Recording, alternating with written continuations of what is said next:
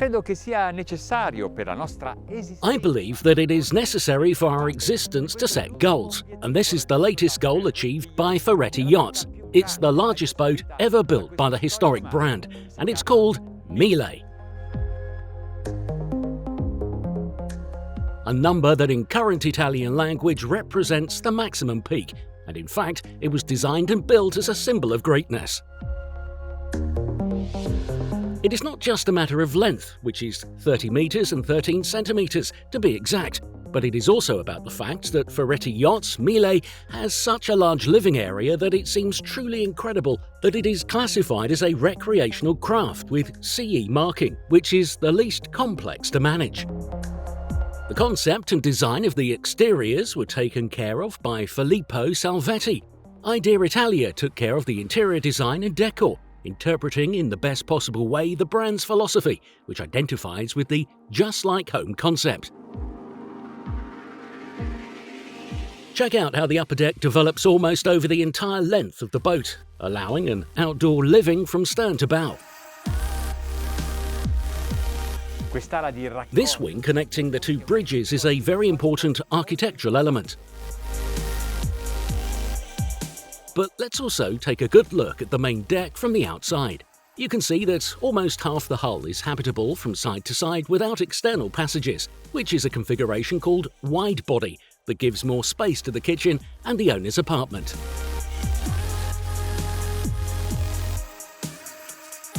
The three-level bow offers several separate areas where you can relax, have some privacy, lie in the sun and have lunch.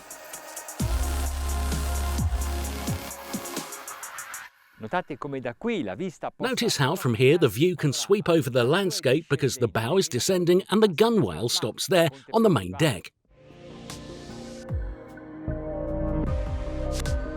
We move to the stern where there are new and interesting innovations. The cockpit extends towards the swimming platform set with chaise lounges from which you can admire the sea without the view being obstructed by the sides of the boat. It must be very beautiful even without the furnishings, with the sinuous curves of the teak in plain view.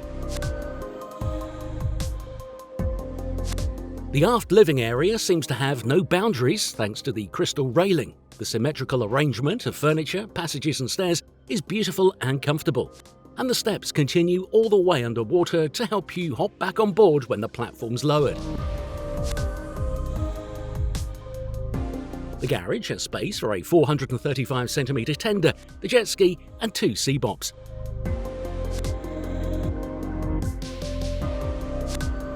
On the fly, part of the furniture is freestanding, for example, sofas and armchairs. The hardtop can be built in many different versions, although I think that this is the best one available. Underneath the hardtop is the dining area and the kitchen with the bar counter. This space offers many layout options.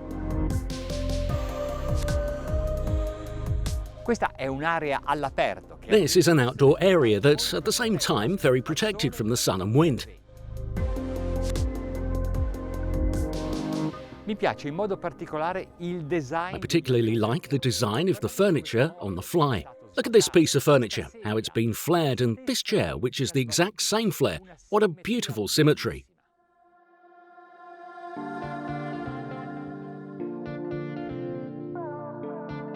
There are 4 seats for navigation, and next to the command post, which has an adjustable seat, there's the exit door. The internal pilot house is a very large and pleasant environment, also furnished with a dinette, which is very comfortable on long transfers. From here, the crew goes down to the kitchen and to their quarters thanks to a dedicated staircase. For the crew, there are 5 berths in 3 cabins.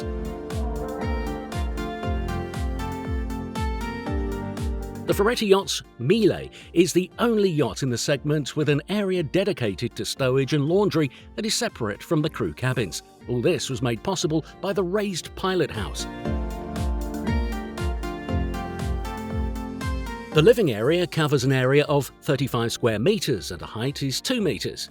You can access from the stern and from 2 side doors. The furniture is largely movable and the dining table seats 10 people. The brightness of this environment is surprising. The TV is 75 inches. The partnership with Poltrona Frau brought to life the full custom seats for the Ferretti Yachts brand. The galley is conceived as on pleasure boats, that is, with large storage and workspaces. It can be separated from the living area, or it can have an electric opening to it.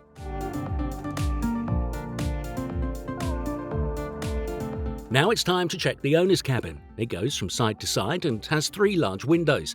You can spend your time here at any time of the day. In fact, there's a sofa at the entrance and a desk overlooking the sea. The decor is contemporary and international. The walk-in closet is huge and there are storage units along the sides.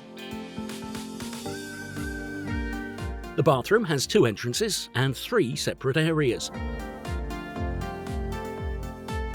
Below deck, there are also 4 guest cabins with double beds, and 2 of them can be set up with single beds which can be joined together. Everywhere the height is of 2 meters, and each cabin obviously has its own bathroom.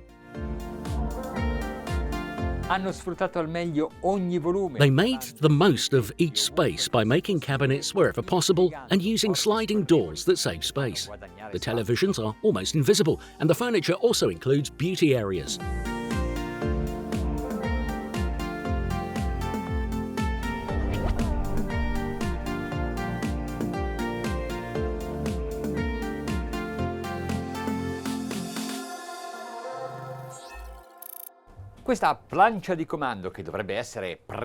This bridge, which should be purely technical, is actually also aesthetically stunning. Each monitor is connected to the others. This way we can decide what to see and where to see it.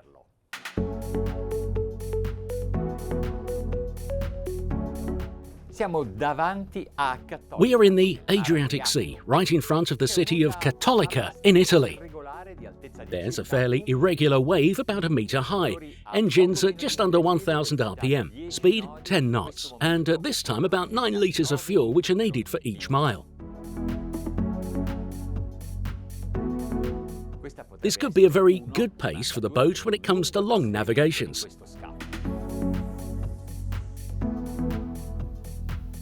The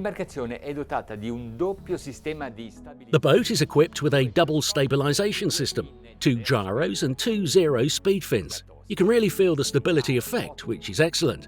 Speed 13 knots, and we're now consuming 17 litres of fuel per mile.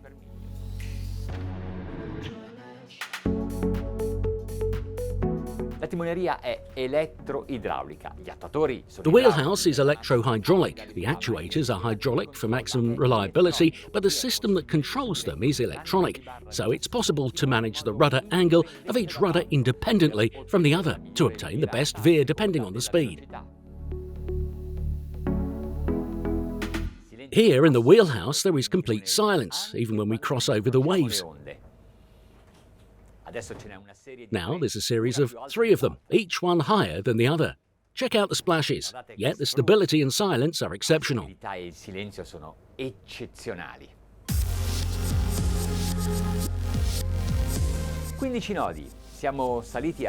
15 knots, and we went up to 23 litres of fuel per mile, and now let's take it up to a maximum cruising speed.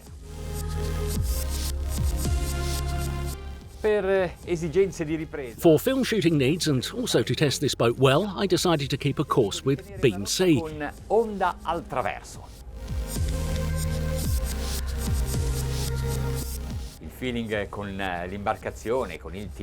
And in these conditions, the feeling perceived from the boat, the rudder, the noise and the course holding is exemplary. We're at 1,900 RPM, speed 20 knots.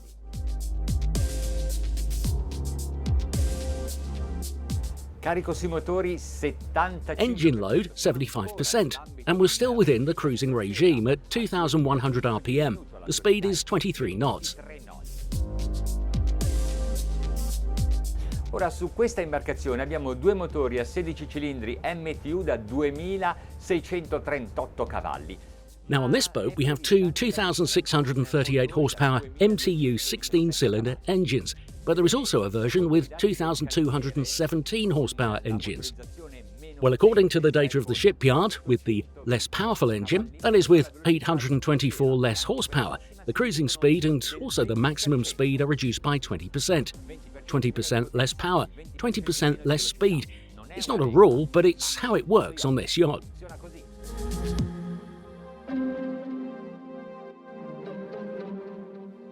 Considerato il carico a bordo in questo At this time, considering the load on board, the people, things and liquids, there are approximately 110 tons of displacement. Let's try it at full throttle.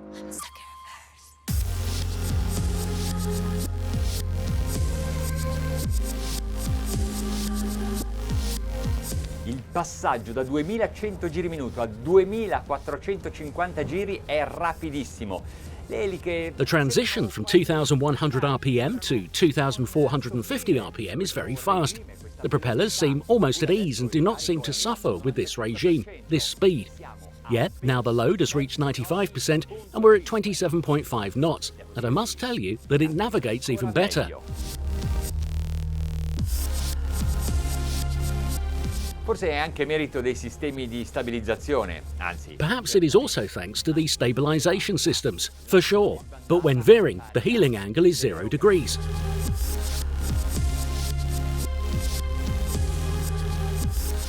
E fa una certa impressione ed anche... It is quite striking, and it is also very satisfying to see such a tight maneuver with such a long boat.